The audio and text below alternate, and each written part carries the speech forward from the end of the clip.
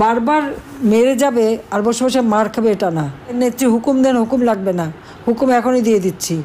এক গালে চর মারলে আর এক গাল পেতে দেওয়া না, পারলে আর একটা চর কষে মারা।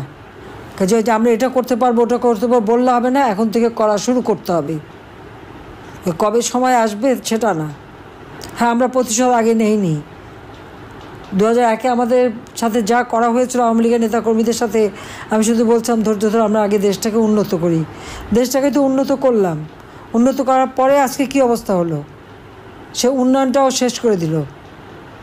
তাহলে এখন আর কিসের অপেক্ষা? যার যা আছে যে যেভাবে পারবে, যাকে যারা ক্ষতি করেছে তার উপরে যে যেভাবে পারবেন তাদের শিক্ষা দিতে হবে যে বারবার মেরে যাবে আর বসে বসে মার খাবে এটা না।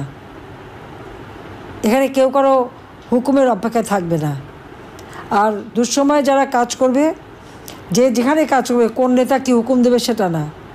যারা দুঃসময় কাজ করছে তারাই নেতা, যে যেখানে কাজ করবে সেই নেতৃত্ব দিয়েই কাজ করবে।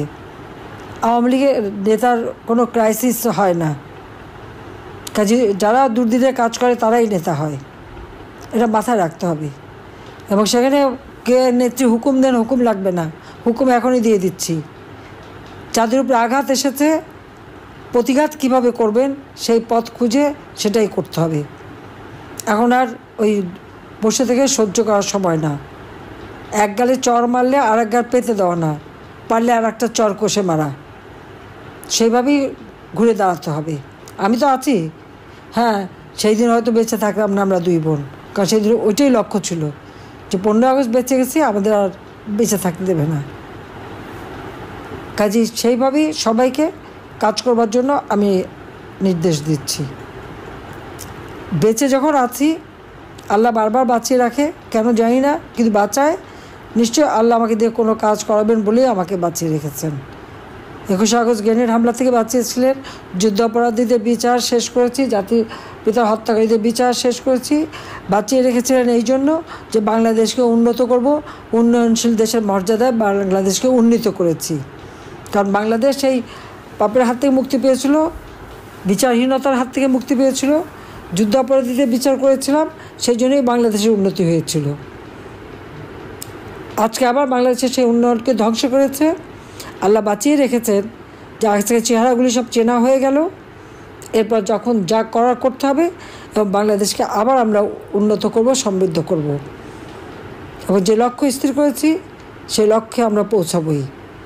আল্লাহ আমাদের সহায় আছেন, বাংলাদেশের জনগণ আমাদের সহায় আছে। আমি দেশবাসীকে বলবো যে আপনারা ধৈর্য ধরেন এবং যেখানেই অন্যায় দেখবেন সেখানেই প্রতিরোধ গড়ে তুলবেন।